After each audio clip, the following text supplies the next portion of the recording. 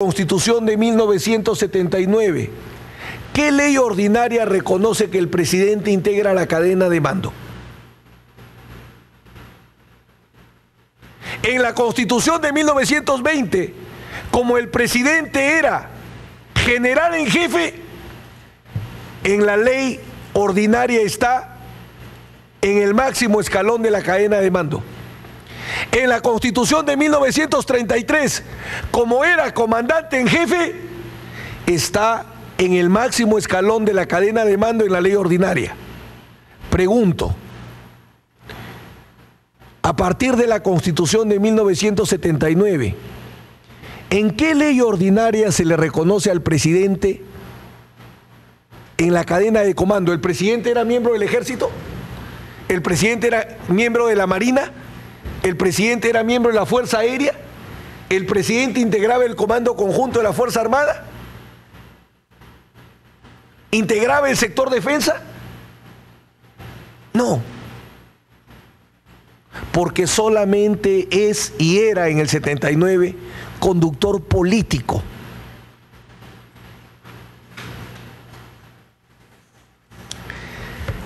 Germán Vidal Campos, el gran constitucionalista argentino, claramente diferencia entre la jefatura presidencial de comandante en jefe de las Fuerzas Armadas, así se le asigna al presidente de Argentina, y los poderes militares o de guerra. Diferencia claramente jefatura presidencial de potestades militares. Miguel Ángel Emetgian y Carlos Coleutti, autores argentinos, igualmente distinguen la condición de presidente del presidente de comandante en jefe de las Fuerzas Armadas y los poderes de guerra o militares.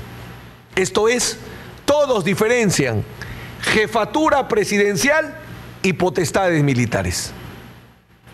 El ser jefe supremo de las Fuerzas Armadas en el Perú o comandante en jefe de las Fuerzas Armadas en Argentina es un cargo, no son potestades.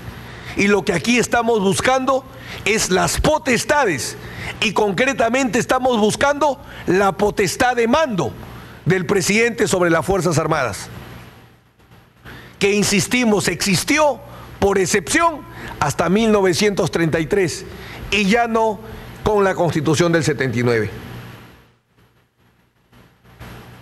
Si no fuese suficiente, brevemente, el maestro español Francisco Fernández Segado, comentando las funciones del presidente de gobierno español, aplicables al presidente del Perú, porque además de jefe de Estado es jefe de gobierno, señala que el presidente del gobierno tiene la función de dirección de la política de defensa. Es un conductor político de la guerra, no militar.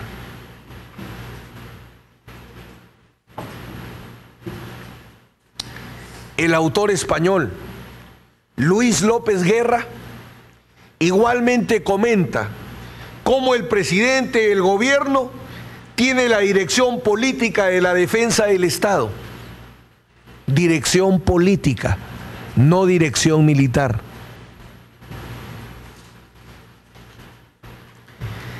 El autor español, quizás el que más ha escrito sobre el presidente del gobierno español, el autor español Óscar Ignacio Mateos y de Cabo, en la misma línea afirma que el presidente del gobierno tiene la dirección de la política de defensa, que realiza a través de la siguiente función específica.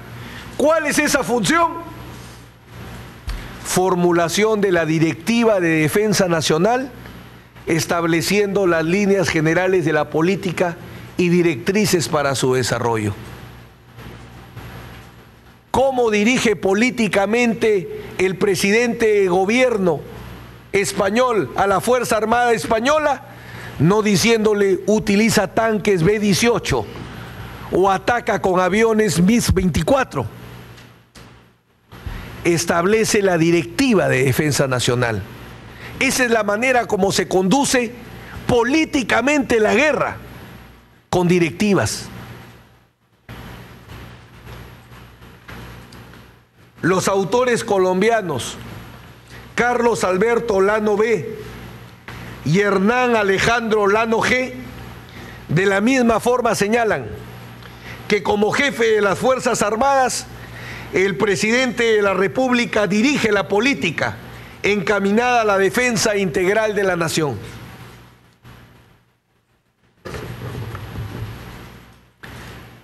Recurrimos a las constituciones anteriores y llegamos a la conclusión que para poder el presidente ejercer la potestad de mando de las Fuerzas Armadas, necesitaba autorización del Congreso y que se le asigne rango militar, general o comandante en jefe.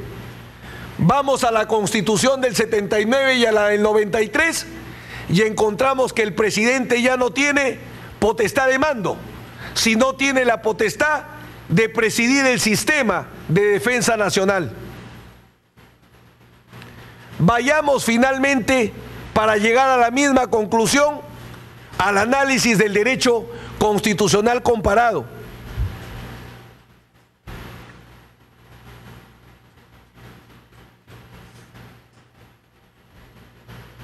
Así como el estudio de las constituciones en el Perú hasta 1933 demuestran que la condición de comandante o general en jefe de las Fuerzas Armadas otorgaban potestad de mando al presidente, convirtiéndolo en conductor militar de la guerra, a igual conclusión se llega con el estudio constitucional comparado, específicamente de las constituciones que asignan al presidente no la condición de jefe supremo, sino de comandante en jefe de las Fuerzas Armadas. Este es un tema muy importante, diferenciar jefe supremo de comandante en jefe. Empecemos por el análisis del derecho constitucional de la Argentina. Hemos escuchado a la Fiscalía y a la parte civil decir, igual que la sentencia que condenó a la Junta Militar Argentina, igual se debe condenar al presidente Fujimori. Es el mismo caso. Y vamos a ver que es totalmente distinto. La Argentina establece en su constitución que el presidente de la nación tiene como atribución el ser comandante en jefe de las Fuerzas Armadas. El artículo 99 de la Constitución argentina dice, inciso 12, es comandante en jefe de todas las Fuerzas Armadas de la nación. La Ley de Defensa Nacional Argentina determina las potestades militares del presidente, estableciendo como tales la conducción de las Fuerzas Armadas y la dirección de la defensa nacional. Artículo 10. Compete al presidente de la nación, en su carácter de jefe supremo de la misma y comandante en jefe de las Fuerzas Armadas, la dirección de la defensa nacional y la conducción de las Fuerzas Armadas. Y miren lo que dice, señores vocales, por eso, discúlpenme que me paren esto, pero han traído la sentencia de la Junta Militar como ejemplo. Nos han traído a un perito internacional.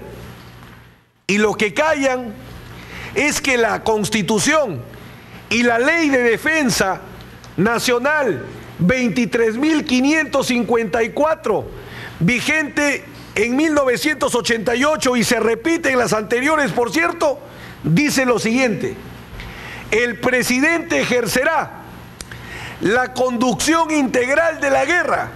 No me quedo en ese. Inciso B, el presidente ejercerá la conducción militar de la guerra. ¿Por qué condenaron a los miembros de la Junta Militar?